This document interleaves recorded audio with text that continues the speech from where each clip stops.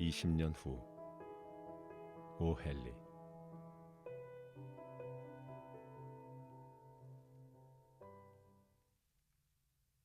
그 경찰관은 대로를 따라 이동하면서 순찰 업무를 매우 충실히 수행하고 있었다.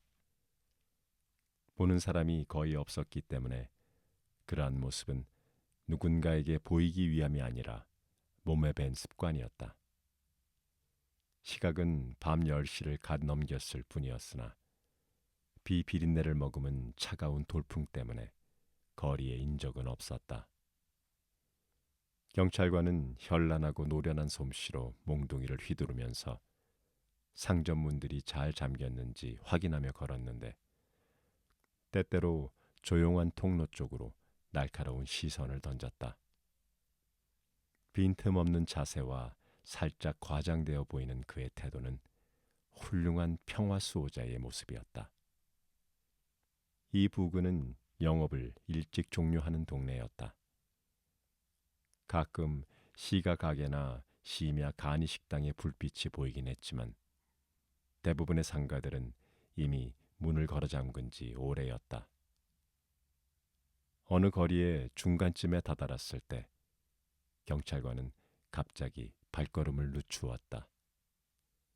불을 붙이지 않은 시가를 입에 문 한 남자가 불 꺼진 철물점 문 앞에 기대어 서 있었다. 경찰관이 다가가자 남자가 재빨리 말을 건넸다. 괜찮습니다, 경찰관님.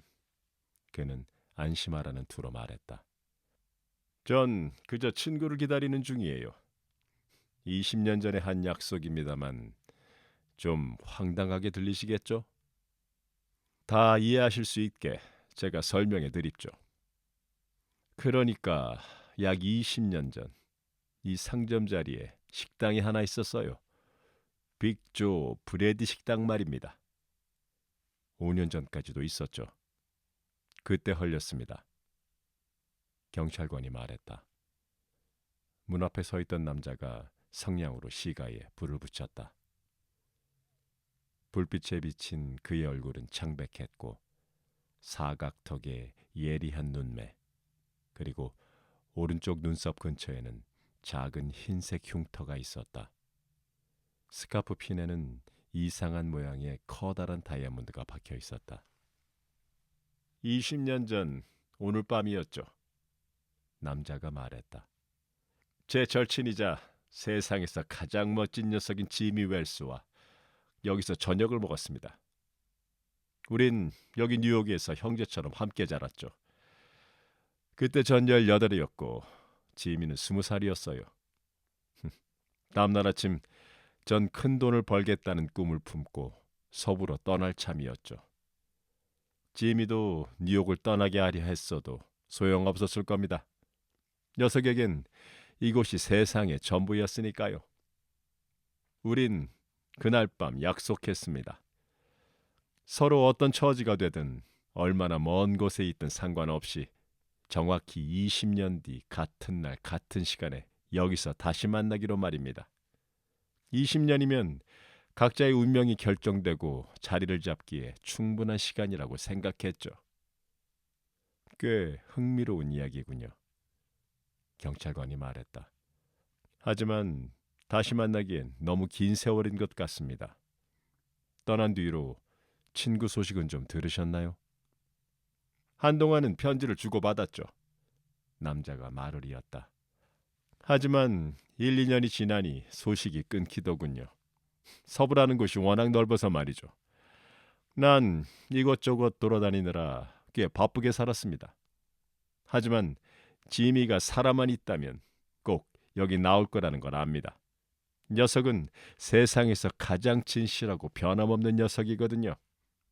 절대로 잊지 않았을 겁니다.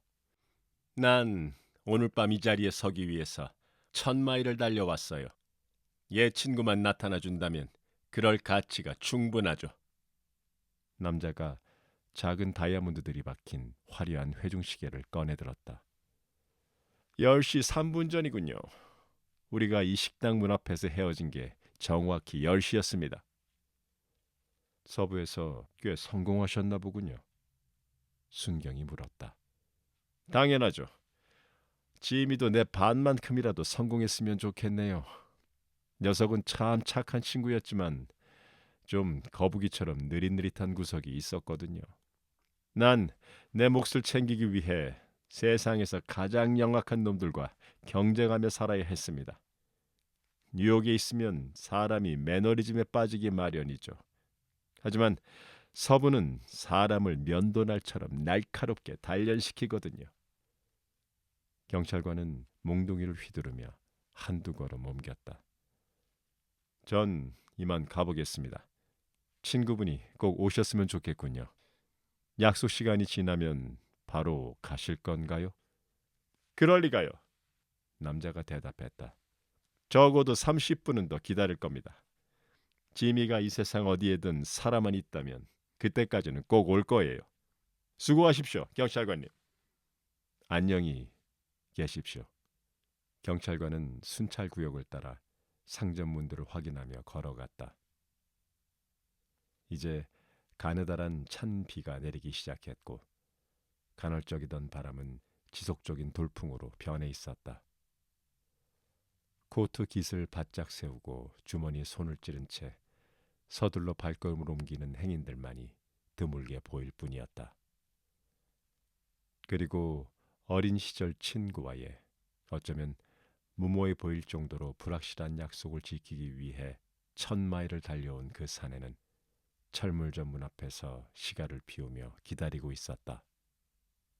그렇게 20분쯤 기다렸을까? 깃을 귀까지 세우고 긴 오버코트를 입은 키 큰 사내가 길 건너편에서 서둘러 다가왔다. 그는 기다리고 있던 사내에게 곧장 다가갔다. 자네 밥인가? 그가 조심스럽게 물었다. 지미 웰스, 자네야? 문 앞에 있던 사내가 외쳤다. 세상에! 새로운 사내가 상대방의 두 손을 꽉 쥐며 감격했다. 밥이 맞군. 틀림없어. 자네가 살아있다면 꼭 여기 있을 줄 알았네. 세상에 20년이라니 정말 긴 세월이야. 예전 식당은 없어졌네 밥. 그대로 있었다면 거기서 다시 저녁을 먹었을 텐데. 서부 생활은 어땠나 친구? 최고였지. 내가 원했던 건 다 얻었네. 자네도 많이 변했군 지미. 키가 한 2, 3인치는 더 커진 것 같은데? 아, 20살 이후로 좀 더 컸지. 뉴욕에선 잘 지내나? 그저 그렇네. 시청 공무원으로 일하고 있어. 자, 밥. 내가 아는 곳으로 가세. 거기서 옛날 얘기나 실컷 나누자고.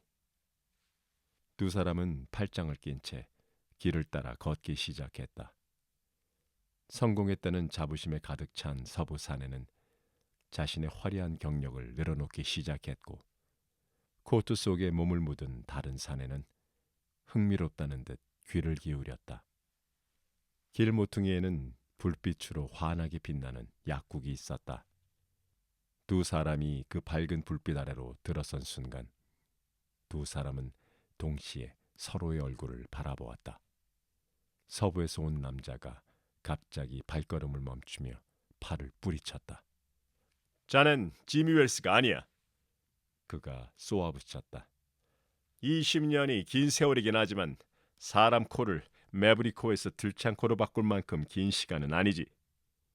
가끔은 선한 사람을 악인으로 바꾸기에 충분한 시간이지. 키 큰 사내가 말했다. 당신을 체포하겠소, 실키밥. 시카고 경찰이 당신이 우리 쪽으로 넘어왔을지 모른다며 연고를 묻는 전보를 보냈더군. 조용히 가겠소? 그게 현명할 거요. 경찰서로 가기 전에 전달해달라는 메모가 하나 있어. 창가 불빛 아래서 읽어보시오. 경찰관 웰스가 쓴 거요. 서부에서 온 남자는 건네받은 작은 종이 쪽지를 펼쳤다. 처음 읽기 시작할 때만 해도 그의 손은 떨림이 없었으나 끝까지 읽었을 때 그의 손은 미세하게 떨리고 있었다. 메모는 꽤 짧았다. 밥에게 나는 약속 장소에 정시에 나갔다네. 자네가 시가에 불을 붙이려고 성냥을 켰을 때 나는 자네가 시카고에서 수배 중인 그 사내라는 걸 알았네. 차마 내 손으로 자네를 체포할 수가 없어서 돌아가 사복 형사에게 부탁했네. 지미가